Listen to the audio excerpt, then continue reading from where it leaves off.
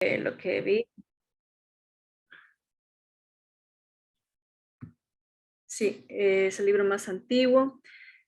Entonces, sí, también es un libro muy sencillo también de entender, de leerlo. Incluso yo justamente antes de esto había mandado a mis chicos de la catequesis que se lean 5 minutos diarios San Marcos.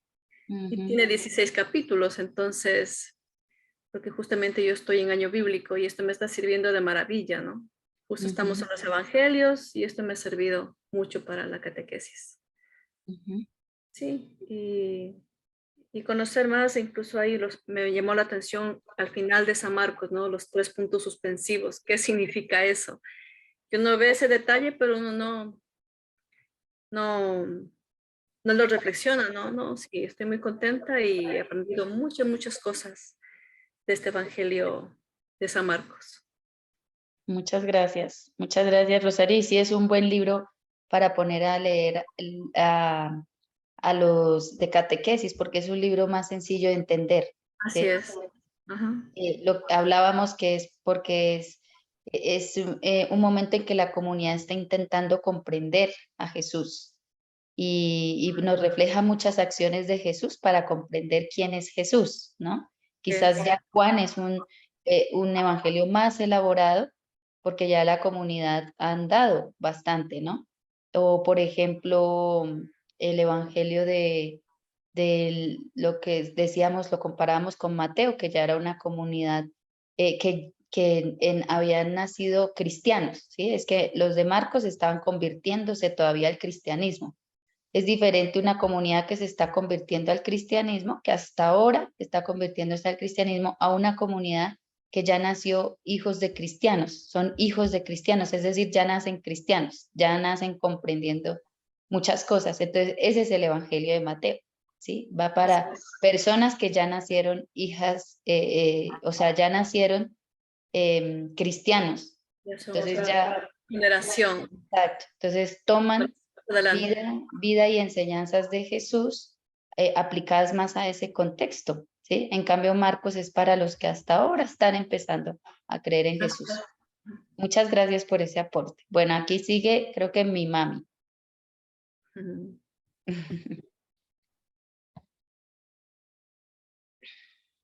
A ver si está. ¿Sí está? Ah, bueno. Pues tampoco estuve en el curso, pero también vi el curso por repetición. Bueno, pues me llamó la atención que el Evangelio de Marcos escribe la historia de Jesús, prácticamente de su vida completa, desde su bautismo hasta su resurrección. Y entonces, pues es por lo mismo que aclara Natalia, es un evangelio muy fácil de entender porque lo describe de lo interpretan de una manera muy fácil. Entonces, transcurre desde su primer momento de Jesús hasta su final. Entonces me llamó mucho la atención eso y de verdad que cada día aprende uno un poco más y se pega más quiere aprender y aprender cada día más, porque como dice la señora Rosario, uno nunca terminará de aprender y de enamorarse más de la palabra y qué bonita la oportunidad para hacerlo. Muchas gracias. Muchas gracias, mami, por ese aporte. Está Dora.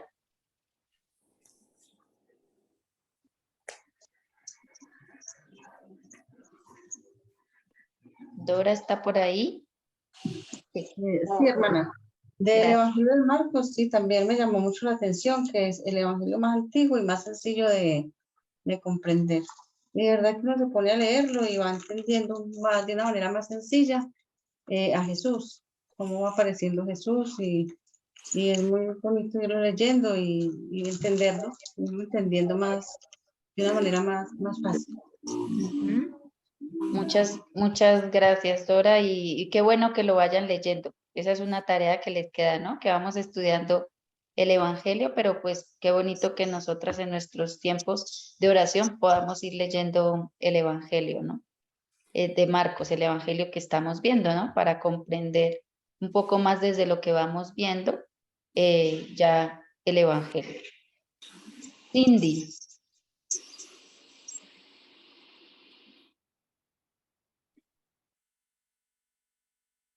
Hermana, me disculpo, pero hace 8 días no estuve y esta semana no he podido ver Ah, ver la bueno. grabación.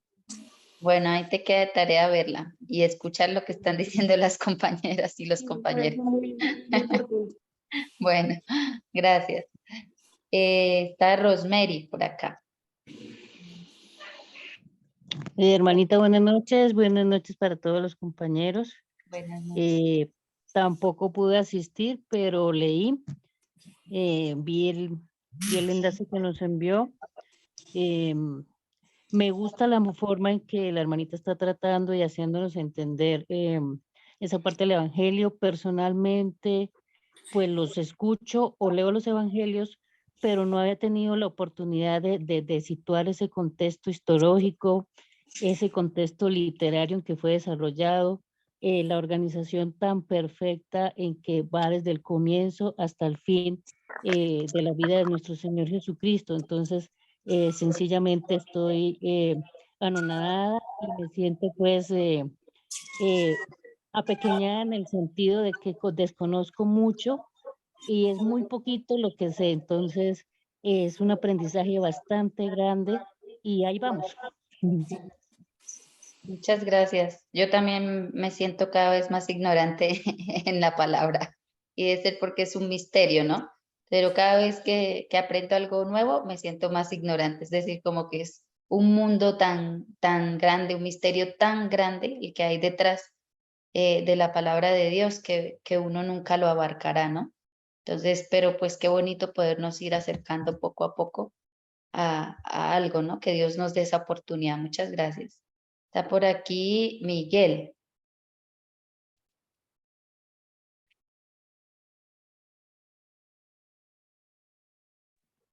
Aló, ahí. Ahí se escucha. Bueno, a mí me llamó mucho la atención el hecho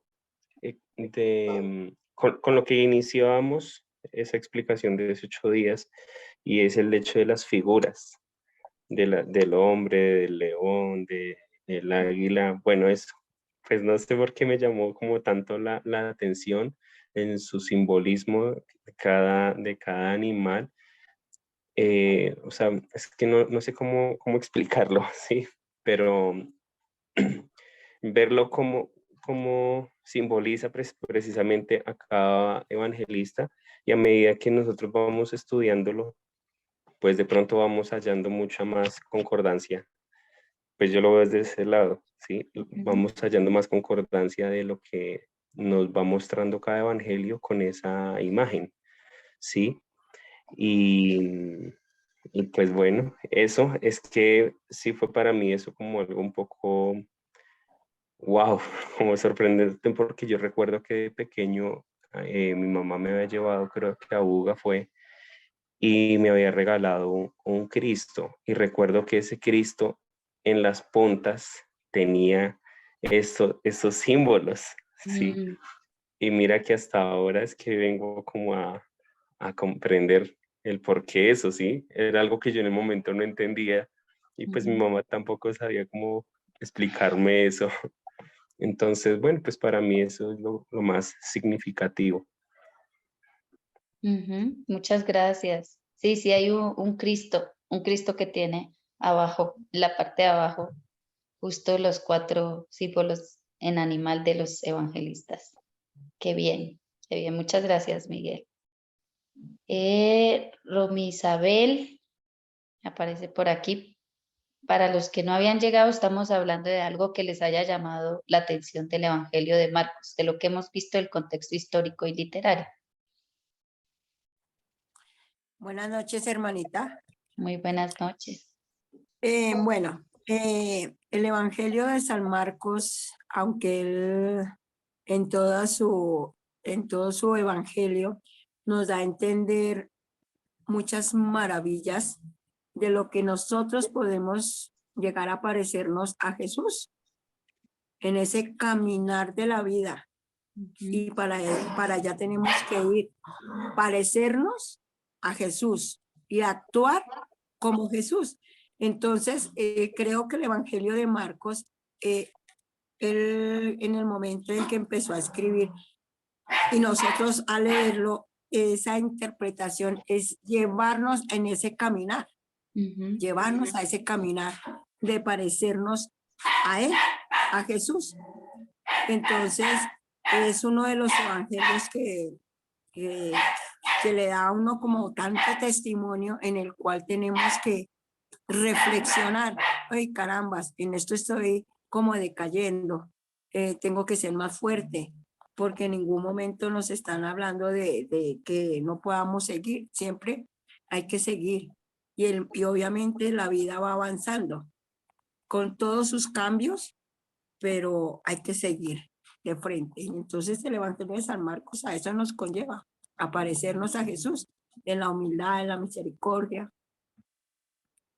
Eso es, hermanita. Muchas gracias, muchas gracias. Por aquí está Natalia.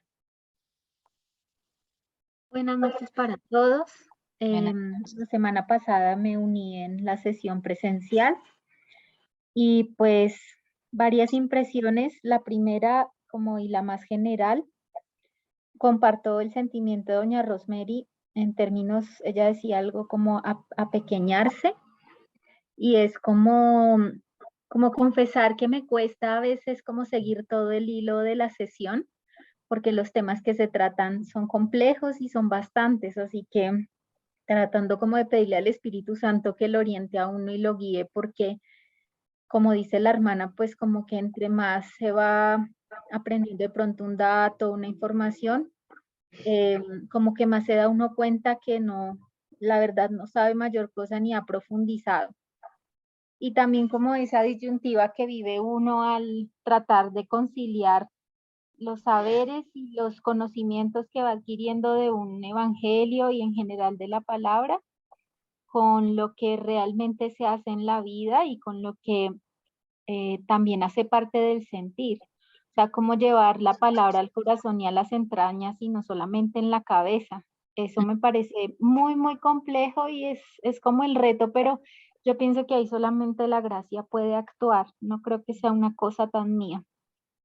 Del Evangelio de Marcos me llamó mucho la atención la insistencia que se daba a cómo algunos verbos en el Evangelio señalaban la necesidad de actuar, no solamente de quedarse allí, sino del actuar. Y la invitación que hacía en ese recorrido, en esa estructura que mantiene el Evangelio y desde el pensamiento y la forma de ver la vida hebrea, del salir de Galilea y pues ir hasta Jerusalén y luego volver a Galilea. Entonces esas dos cosas, el actuar, la necesidad de la acción, y lo segundo, el recorrer ese camino. Y es un camino que uno recorre todo el tiempo, y pienso que ahí, la primera vez que escuché un concepto así parecido, lo escuché hablando del desierto en el Éxodo, como que uno continuamente volvía al día 1 en el desierto. Uno ya había recorrido 39 años de desierto y en el año 39 se da cuenta que está torcido y que todavía está añorando las ollas de carne y le toca volverse al año 1. Y creo que me siento así. Nunca había visto que Marcos como que hiciera alusión a ese camino hasta que la hermana hizo como el recorrido en el mapa y todo. Pero pues muy interesante como la invitación es como al retornar, al caminar, al no dejarse vencer, por gracia de Dios, por supuesto, porque por uno se quedaría pues ahí tirado en el año 39 desierto o ahí en el camino como llegando a Jerusalén, pero cruz no quiero, gracias, y se queda vencido. Pero es como, bueno, Señor, dame la gracia de volver otra vez a Galilea y de volver a empezar contigo, porque pues me siento muy incapaz. Muchas gracias, Natalia.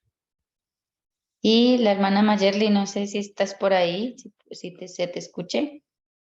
Creo que no. Hola, Sí, ya. sí, aquí estoy. Como dice el Evangelio, ¿no? Aquí estoy. Aquí estoy. Ujú. Bueno, pues frente a la palabra y lo que son los evangelios, pues siento como una gran admiración, pero también un gran respeto, porque sé que fue la vivencia de unas comunidades que como lo podemos descubrir en el contexto histórico, fueron comunidades que les tocó duro, o sea, que predicar a Cristo o hacerse en cristianos era algo complejo, difícil, ¿sí? Porque sabían que al confesar a Cristo podían morir y de la peor manera, ¿no? O sea, con unas torturas grandes. Entonces, pues un completo respeto hacia esa comunidad de Marcos bueno, que nos dejó en herencia esos dichos y hechos de Jesús, ¿no? Porque quisieron como dejarnos en herencia eso que ellos escucharon de Jesús, ¿no? Porque eso también genera mucho también como respeto y reverencia hacia la palabra, ¿no? Porque Jesús no escribió un libro, no mandó a escribir un libro. Los evangelios son esa experiencia que tuvo esa comunidad y que recogió, ¿no? Entonces es ver que, que, que no les tocó fácil, ¿no? Que fue difícil mantener la fe, ¿no? Y vemos también que los evangelios pues están de alguna manera escritos con sangre, ¿no? De esos primeros cristianos que se esforzaron pues por llevar la palabra, ¿no? Y frente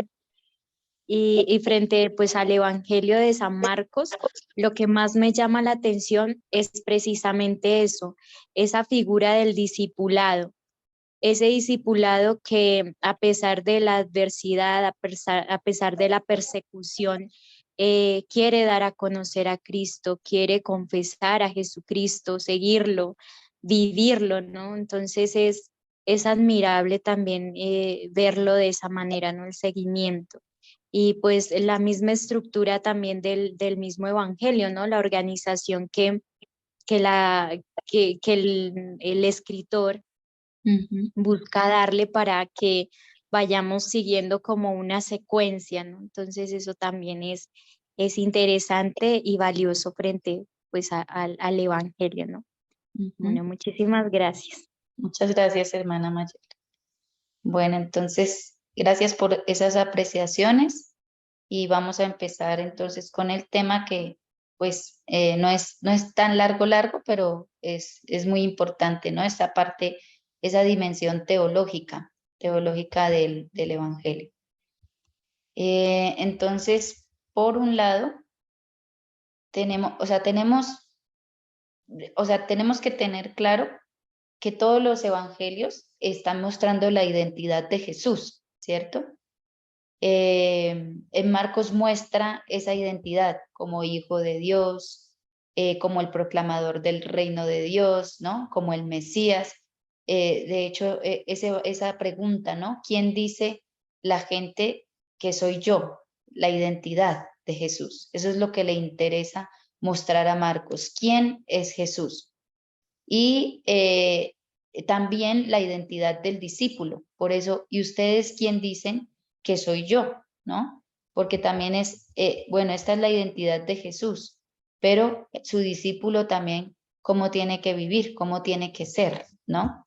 Entonces, encontramos prácticamente como en 4 aspectos fuerte la teología que nos quiere mostrar, como esa reflexión de fe, como ese de fe que hay, que hay por debajo, que hay como base. Y uno es que nos muestra una eclesiología. Una eclesiología sabemos que como un concepto de iglesia, una experiencia, no vamos a decir concepto, una experiencia de iglesia. También el secreto mesiánico, los milagros, bueno, todo lo que hay detrás de los milagros y el reino de Dios. que es como de lo más fuerte que encontramos en el Evangelio.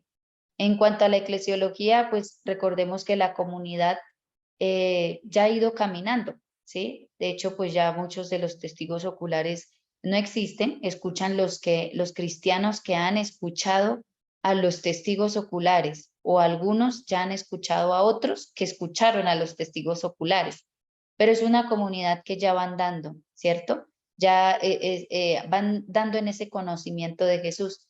Entonces ya tiene una experiencia de iglesia. Y no solo tiene una experiencia de iglesia, sino que ya hay dificultades en la comunidad, porque no eran angelitos, ¿sí? Eran seres humanos, como hoy en día nuestra iglesia también está compuesta de seres humanos. Es santa, pero también tiene esa parte que es que estamos seres humanos pecadores, que a veces la distorsionamos con nuestras actitudes, con nuestra manera de pensar. Pues igual pasaba en esta comunidad, ya empezaban a darse ciertos conflictos, un poco como desestabilizaciones en la fe, relativización, empezaban a cuestionar cosas, esto vale la pena, yo mejor me voy. Y Marcos intenta mostrar una experiencia fuerte de iglesia, ¿no? De cómo la comunidad, cómo la iglesia es importante para ese crecimiento en la fe, esa presencia del hermano, ¿no? Entonces nos hace una reflexión teológica de esa experiencia eclesial que ha visto el autor, que tiene la comunidad, ¿no? Y que comunica una buena noticia, que tiene una buena noticia para anunciar, que es el querigma, ¿no? La pasión, muerte y resurrección de Jesús. Un Jesús que se hace hombre, un Dios que se hace hombre y nos salva. Bueno, encontramos la eclesiología como de una manera narrativa, se fundamenta en las enseñanzas de Jesús, frente a lo cual propone un modelo de comunidad fiel a la tradición profético-evangélica y con propuestas creativas para una genuina vida en común de acuerdo con el mensaje y la vida de Jesús. Es una propuesta de comunidad, ¿no? Entonces vemos unos grupos cristológicos al servicio del reino. Dentro de esa iglesia vemos unos grupos cristológicos que están al servicio. Están los 12 apóstoles como testigos oculares que son enviados con la misión de transmitir lo que vieron y creyeron. Entonces le da esa prevalencia importante a los 12 apóstoles porque pues fueron los testigos oculares, ¿no? Los que vieron, escucharon y creyeron a Jesús. Fue gracias a ellos que esa comunidad de Marcos pues está en un proceso de crecimiento en la fe, a pesar de las dificultades que encuentra. Desde el principio las comunidades tenían muy claro que esa base habían sido los 12 apóstoles, ¿no? Esos testigos principales. También nos muestra de una manera particular a Pedro, Santiago y Juan como testigos especiales, ¿sí? Vemos, por ejemplo, en Marcos 1, 16, 20, en Marcos 1, 36, en Marcos 9, 8, que hay momentos especiales en los que solo está con ellos, ¿no? Por ejemplo, en la transfiguración, justo en Marcos, en el huerto, está también con ellos 3. Vemos cómo es el lugar importante que tienen estos testigos especiales. Y en este Evangelio de Marcos, pues Pedro tiene un lugar preeminente, ¿no? Como esa profesión de fe de Pedro, ese Pedro que se atreve a hacer esa profesión de fe, ¿no? Eso está en Marcos 8, del 27 al 30. 8 del 27 al 30. Dice, Pedro le contestó, tú eres el Cristo. Entonces les ordenó enérgicamente que a nadie hablaran acerca de él. Ya decir el Cristo, la palabra Christos en griego significa el ungido, ¿no? Entonces ya el Mesías, Pedro estaba diciendo que Jesús es el Mesías. Y así de esta manera nos está reflejando Marcos la identidad de Jesús, ¿no? La iglesia también nos muestra la iglesia como una realidad del reino. Es decir, Jesús nos anuncia el reino y dice, el reino de Dios ya está aquí. Y la presencia de Jesús en la comunidad ya es una realidad de ese reino. Y es una realidad escatológica. La palabra escatología quiere decir en griego como como anuncio como de los tiempos futuros, ¿no? Pero pues en realidad es el tiempo de hoy, o sea, es como de los tiempos postreros, se dice, en hebreo también se decía así. No tanto del fin de los tiempos, sino como de ese tiempo en que ya está el reino, ¿no? Entonces se muestra como esa presencia de la iglesia escatológica como signo del reino de Dios. También esa iglesia cristológica, como discípulos de Cristo, seguidores de Cristo, y esa iglesia misionera, como testigos de Cristo que anuncian el reino. Luego está también otro tema teológico y es el secreto mesiánico, ¿sí? Que uno empieza a ver que Jesús les prohíbe a los discípulos y a otra gente, a endemoniados, a gente que le hace milagros, que no cuenten, ¿no? Les impone silencio, por ejemplo, los endemoniados lo reconocen como hijo de Dios, pero Él les dice que no se lo digan a nadie, ¿no? Entonces vamos a ver por qué eso del secreto mesiánico. Jesús no quería que conocieran su identidad. Manda callar a los demonios. Ellos reconocían su verdadera identidad y no quiere un testimonio, o sea, esta última podemos decir que es por lo que lo hace. No quiere un testimonio producto del miedo, sino de la libertad. Es decir, bueno, que resulta que son los demonios, lo reconocen como hijo de Dios. Entonces los otros podrían decir, no, hay que reconocerlo como hijo de Dios porque mire lo que hace, qué miedo, si hasta los demonios lo reconocen como hijo de Dios.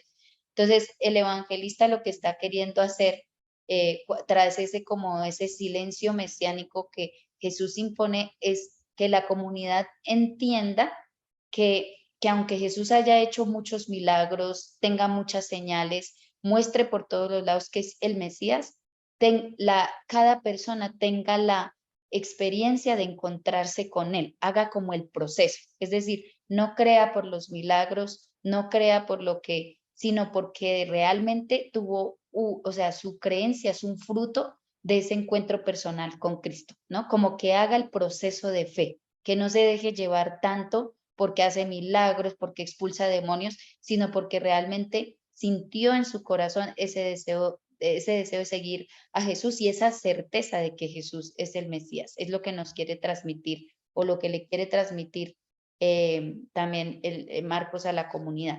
Entonces, vemos por un lado que Jesús impone silencio a sus discípulos. Por ser de origen palestino, no es posible concebir al Hijo de Dios que pasa por la pasión.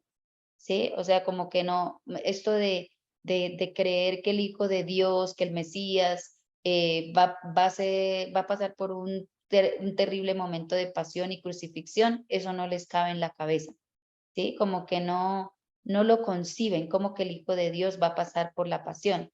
Por eso Jesús también es tan insistente en hacerles varias veces, como unas 3 veces, saber a sus discípulos que Él va a morir y que va a resucitar, pero los discípulos no comprenden eso. Entonces, digamos, diciéndoles, haciéndoles hincapié en esto de la pasión más que toda la euforia de sus milagros y curaciones, el discípulo adquiere la actitud del verdadero cristiano, que es seguir a Jesús aún sin entender completamente. Sí, es algo muy bonito porque es algo que experimentamos también nosotros, como todos, como sus discípulos, ¿no? O sea, bueno, aunque ustedes cuando les anuncia la pasión, les dice, aunque ustedes no comprendan muy bien lo que les estoy diciendo, porque los discípulos no entendían, pero no solo lo de la pasión, había muchas cosas que no entendían, ¿sí? Que le piden explicaciones, por ejemplo, en las parábolas, la parábola, pero explícanos, no entendimos qué fue lo que dijiste.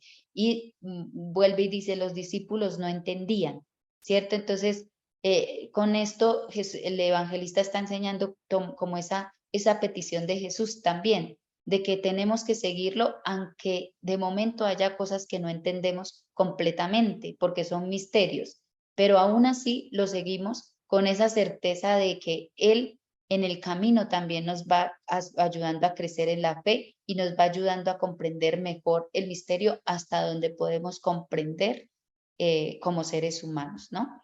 Bueno, están los milagros, que son muy comunes también en el Evangelio de Marcos. La palabra milagro proviene del latín miraculum, que significa hecho admirable, y a su vez de mirari, asombrarse, admirarse. El significado de esta palabra apunta fundamentalmente a la reacción del hombre ante las acciones milagrosas. Este matiz de admiración o asombro está recogido en la palabra griega tauma, de la que deriva en castellano taumaturgo, término que se comenzó a emplear en el siglo XIX para referirse al que hace juegos de manos, al prestidigitador y finalmente al que obra milagros. En el Evangelio de Marcos, los milagros son signos que tienen sentido a la luz de la predicación y que se realizan también en la debilidad. Es decir, depende sí de Jesús, pero sobre todo depende de la fe del que lo quiere recibir, ¿no? Lo vemos, por ejemplo, en el caso de la hemorroísa, que es la imagen que tenemos ahí. Como cuando le toca solo la orla de su manto, Jesús siente que sale de él una fuerza grande, ¿no? Y por esa fe de ella es que obtiene el milagro que quería. Entonces, vemos como los milagros no es hacer, o sea, no es tanto concebir como lo concebían muchos a Jesús, como un milagrero, ¿no? Que hace aquí maravillas, sino los milagros tienen sentido en cuanto que hacen coherente también la predicación de Jesús, ¿no? Y los milagros Jesús los hace como para mostrar que es un enviado de Dios, ¿no? Que tiene en él el poder de Dios Padre, pero no es tanto para que se deslumbrar, sino para mostrar que sí es el Hijo de Dios, porque acordémonos que es el sentido de los evangelios, mostrar la identidad de Jesús como Hijo de Dios. Y también son relatos históricos tradicionales que fueron utilizados como signos pedagógicos para mostrar también esa presencia del reino de Dios que anuncia Jesús y que ya está. Bueno, y ya la otra parte teológica es el reino de Dios. Entonces vemos cómo se proclama el reino de Dios. Jesús proclama el reino de Dios. Entonces vemos que Jesús vuelve a Galilea, lo que decía Natalia, ¿no? De Galilea va a Jerusalén, de Jerusalén vuelve a Galilea, de la que salió, pero esta vez ya no vuelve como fue a Jerusalén, sino que vuelve investido del honor de Dios, lleno del Espíritu, proclamado Hijo de Dios y como pionero de la nueva creación, porque ya ha sido bautizado y Dios ya ha dicho, este es mi Hijo amado, escucharle, ¿no? Ha dicho, es mi Hijo. Entonces muestra a Jesús que el tiempo se ha cumplido, que el reino de Dios está, que es una buena noticia, ¿no? Y Dios se muestra a través de los hechos y palabras de Jesús como amor que sana, alienta, humaniza, denuncia las mentiras e injusticias, alerta sobre la presencia oculta, pero actuante en el corazón de la realidad de un mundo nuevo. Recordemos, acuérdense que yo les decía que el contexto había sido hasta ese capítulo 4 en la casa, ¿no? En la mesa, en la oikía o las oikos, que eran las casas. Y ahora esta proclamación de las parábolas del reino de Dios son en la orilla del mar. Por primera vez se escucha un discurso como tal en el Evangelio. Y Marcos pone a través de estas parábolas al lector ante una decisión, entender o no entender. Y a los que comprenden, entienden, le revela el misterio del reino. Entonces nos muestra 5 parábolas divididas en 2 grupos. Un grupo de parábolas dirigidas a toda la gente y otro grupo de parábolas dirigida solo a los discípulos. Por ejemplo, la primera y las 2 últimas están dirigidas a toda la gente y la segunda y la tercera están dirigidas solamente a sus discípulos, que podemos decir que el Evangelio de Marcos está diciendo, aquel que comprende lo que Jesús está diciendo a través de parábolas, ese es al que se le revela el misterio, ese es el discípulo, ¿no? Entonces, las parábolas del reino de Dios, que podemos encontrarlas en el capítulo 4, versículos del 1 al 34, recordemos el contexto, ¿no? En el que se dan, decimos que es una comunidad no acogida, sino perseguida, ¿cierto? Están siendo expulsados de las sinagogas, es una comunidad que tiene miedo, que cuestiona si tiene sentido tanta persecución, ¿no?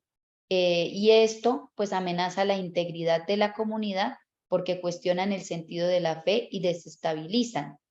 También hay cierta dificultad para vivir en coherencia al discipulado, incoherencia en los dirigentes que no hacen que el reino crezca. Y también la comunidad está atravesando por unas tentaciones de relajación, desviación, está relativizando el mensaje por todo esto de las riquezas, de los bienes.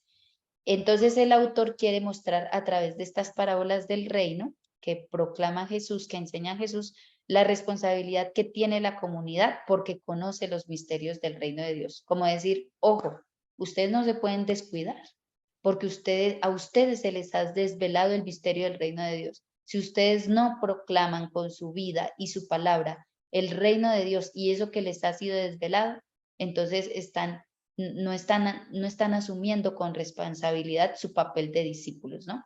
Entonces Jesús utiliza de forma muy personal un lenguaje poético y sugerente y sugiere el camino de los misterios del reino de Dios en el mundo, utilizando parábolas, que ya pues hemos escuchado muchas veces, que es un género literario en donde es una historia contada para ilustrar una enseñanza con una comparación, pero tienen un punto central y es que busca conectar con la experiencia del creyente e iluminar. O sea, lo que busca Marcos es que el que esté leyendo eso, la comunidad lea y diga, me siento identificado con eso, pero Jesús ilumina esa realidad, es decir, no es para que la persona se sienta peor y deserte de la comunidad y diga, no, yo no soy tierra buena, como decir en las parábolas del sembrador, no soy tierra buena, entonces me voy, no, sino darle una luz. De hecho, les explica, en la explicación que da Jesús de la parábola, les explica las circunstancias en que uno puede ser buena tierra,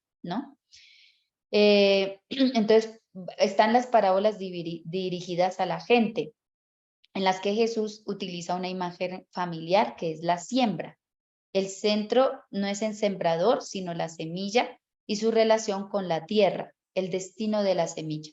La primera parábola que va del capítulo 4, versículos 3 al 9, la semilla da fruto cuando encuentra tierra buena, a pesar de los inconvenientes que encuentra. Entonces, ¿qué le estará diciendo Marcos a la comunidad? Que de lo que depende es de que estén en tierra buena, que no importa los inconvenientes que hay alrededor, pero si esa semilla está sembrada en tierra buena, va a dar el fruto que necesita, ¿no? Está como animando a la comunidad, tranquilos, hay muchos inconvenientes a su alrededor, ustedes están siendo perseguidos, no están siendo acogidos, la comunidad puede que esté pasando por sus conflictos, pero si la semilla está sembrada en tierra buena, va a dar fruto bueno, ¿no? La segunda parábola viene en el capítulo 4, versículos del 16 al 19, y muestra el proceso que hace que la semilla produzca fruto. El sembrador observa su significante papel ante la maravilla del misterio, como diciéndole Jesús a la comunidad, tranquilos, que esto depende de ustedes, pero más depende de mí, ¿no? De Dios que les da la gracia para que ustedes puedan dar fruto, ¿no? Ese misterio del sembrador que sí, que hace todo lo posible para que la semilla pues dé fruto, pero en realidad es todo un misterio lo que va pasando por dentro, ¿no? O sea, es todo un misterio, y ese misterio lo va fraguando Dios, ¿no? Y la tercera, que es 4:30-32, es el contraste, es la parábola de la semilla de mostaza. Entonces es el contraste entre la pequeñez inicial de la semilla y el maravilloso resultado. Les está diciendo, bueno, no importa, ustedes se pueden sentir pequeños, ¿cierto? Pueden sentirse que son semillas pequeñitas, pero compara con la semilla de mostaza, que es muy pequeña cuando se siembra, pero luego es gigante, ¿no? Entonces lo que les está diciendo es que la resistencia, es decir, las dificultades que ellos están encontrando, las resistencias que están encontrando, es vencida por la energía y expansión de la semilla de mostaza. Vemos que nos está dando esperanza, ¿no? Está iluminando la comunidad.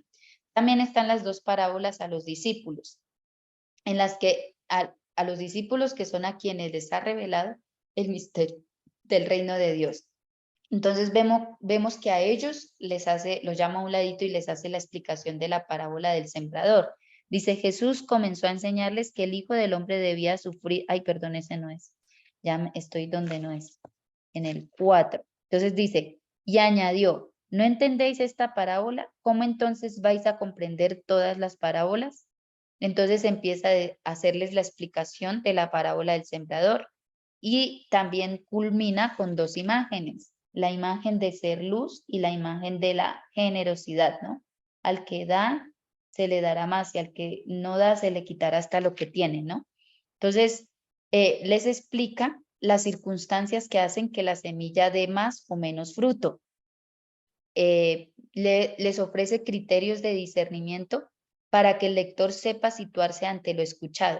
Anima a ser tierra buena que acoge la semilla.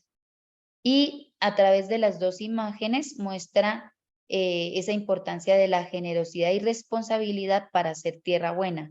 Quienes comprenden el misterio del reino se convierten en portadores de luz y de esperanza, ¿no? Entonces vemos cómo pues ahí lo que en realidad está haciendo Jesús es coger la realidad de la comunidad, lo que hace el autor, ¿no?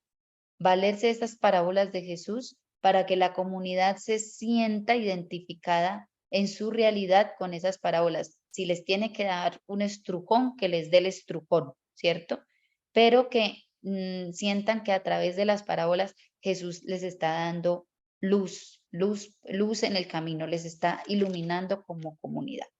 Bueno, y hasta ahí es el tema de hoy. Yo les dije que era cortico, es eso, más o menos esa teología, ¿no? Que la podemos ver. Y pues hay que distinguir, mire, como Marcos es una comunidad que está intentando comprender a Jesús,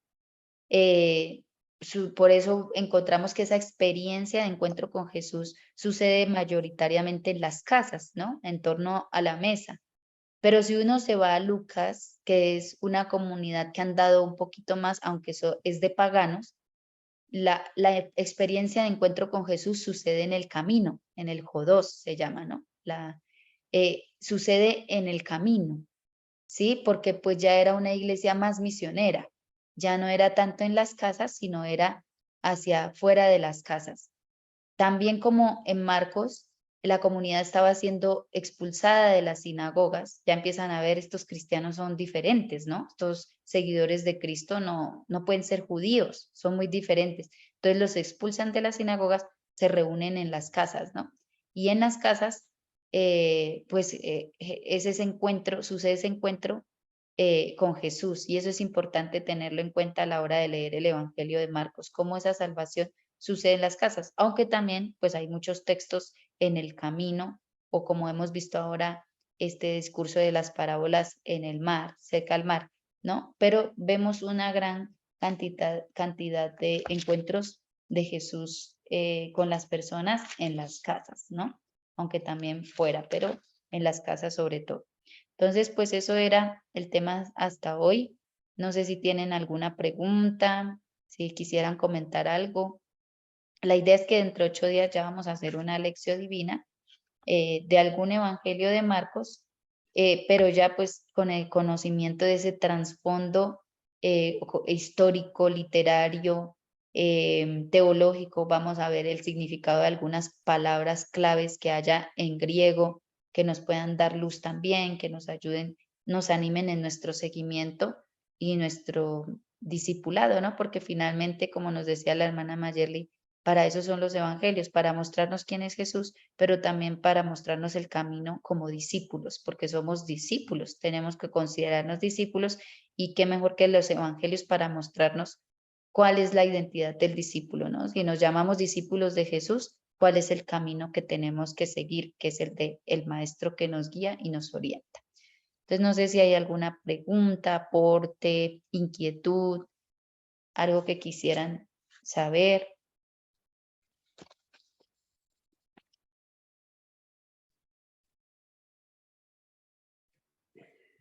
Bueno, yo vuelvo a la base con la que iniciaba, de lo de las simbologías de cada uno de los evangelistas. Y con todo esto que tú nos has explicado hoy, me centro nuevamente en eso que tú nos explicabas, el león, representando a Marcos, ¿cierto? Esa fuerza de la voluntad de Cristo.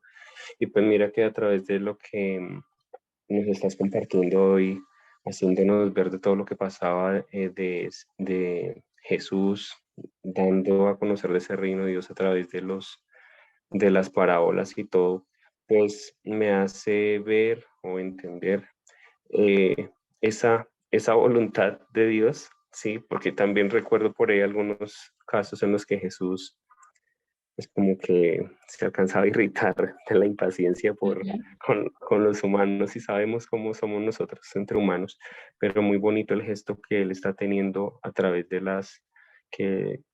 las parábolas, lo que tú dices, hacer a Dios un poco más cercano, más al alcance del ser humano, ¿no? Con un lenguaje muy familiar, y a pesar de eso los discípulos como que no, y él tomaba esa bonita acción de, bueno, de explicarles por aparte, ¿no?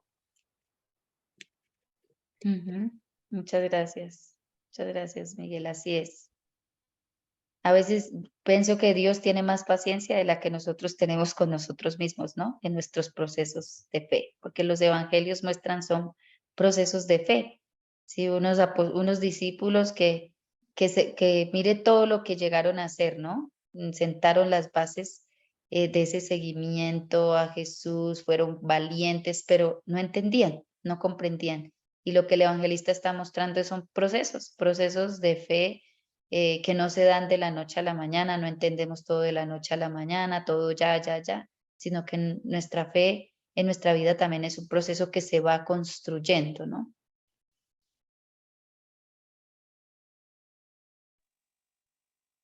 Sí, así es, hermanito.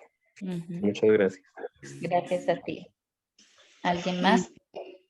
Bueno, yo me quedo pensando en pues lo que hemos escuchado una y otra vez de que Jesús siempre decía que no contaran sus milagros a nadie. Y pues ahora comprendo por qué. Yo decía, es un misterio porque él no quiere. Entonces, pues claro, después de que callara a los demonios que lo reconocían antes que los que lo seguían, entonces veo que él lo hacía pues para acogerse a que no creyeran por esos milagros. Y qué bonito entender y aprender que debemos creer de acuerdo a nuestro proceso de ir conociendo poco a poco a Jesús en su palabra. Entonces, ni siquiera los discípulos creían en su muerte, en su resurrección, y para ellos fue un proceso también, pues, mucho más para nosotros. Entonces, pues, me quedo pensando en eso y pues, algo como que lo aprendo hoy, lo reconozco. También, pues, me admira también las parábolas, que cómo se dirige Marcos pues repitiendo las parábolas de Jesús como testigo presencial, se puede decir, para dar cómo se dirige a la gente por medio de esas parábolas para dar mucha esperanza, o sea, no condenar, no hacer tan difícil, sino en todo momento dando una luz y dando mucha esperanza. Entonces, me quedo eso en el día de hoy. Muchas gracias.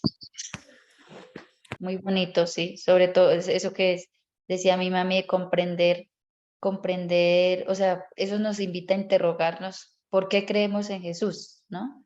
Por sus milagros, o porque realmente estamos teniendo un proceso de encuentro con Él, ¿no? O sea, por eso es el objetivo del autor, ¿no? Cuando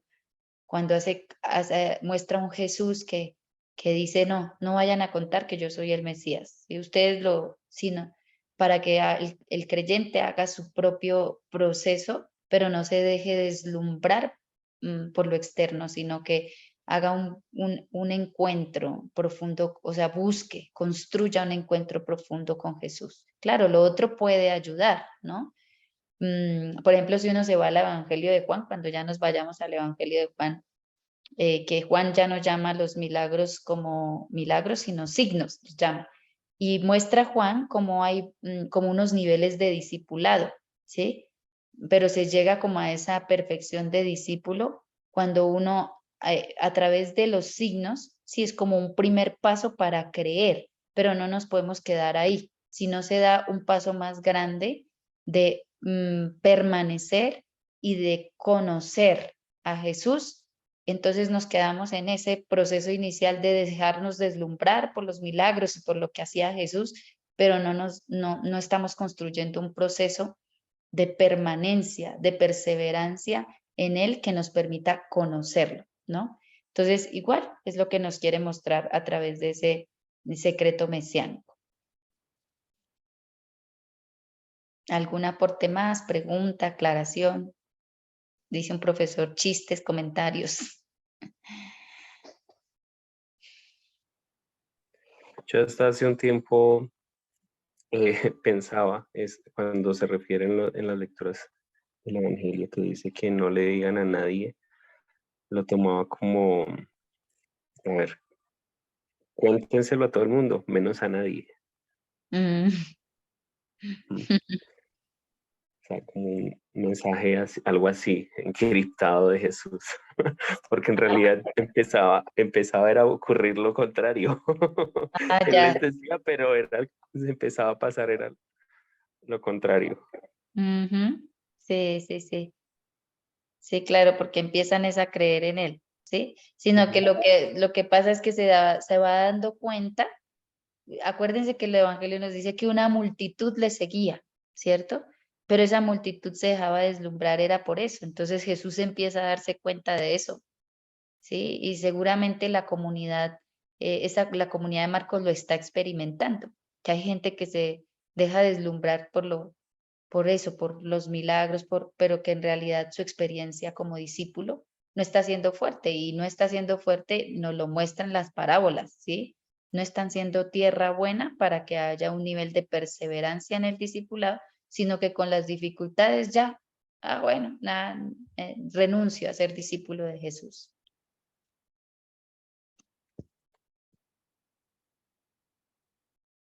¿Alguien más? Por ahí dice Natalia que así como en Juan 6:26. ¿De qué habla Juan 6:26, Natalia? De que solo vienen por el pan y llenar la barriguita y nada más. Ah, sí, algo así, algo podemos compararlo con la multiplicación de los panes, ¿no? Pero que en realidad no hay un seguimiento fuerte. Y eso lo podemos ver hoy en día también, ¿no? Pero pues no es para cuestionar a otros, sino para cuestionarnos a nosotros. ¿Qué tipo de discípulos? O sea, ¿realmente estamos siendo discípulos de Jesús? ¿O solamente espectadores? ¿O solo por necesidad? ¿O solo porque nos deslumbra? ¿O solo porque, no? Sino hacer realmente el reto que nos ponen los evangelios es de realmente hacer un camino de discipulado. Muchas gracias. Entonces, si ya, pues así terminaríamos.